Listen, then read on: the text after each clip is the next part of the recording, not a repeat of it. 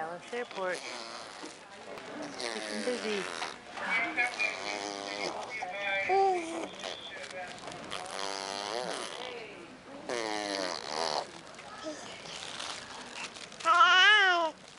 Yeah.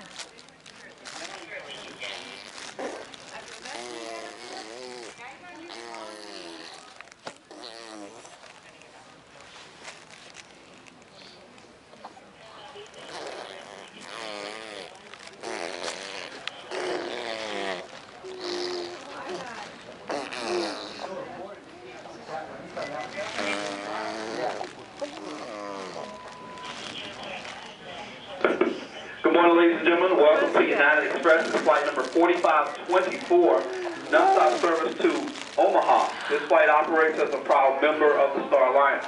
I'd like to offer you a courtesy pre-boarding to any customers that may have a disability and need additional time getting on board the aircraft. They board at this time for Omaha. Omaha will depart from door E as an Echo. We'd also like to welcome the global service members and active military personnel traveling to Oklahoma.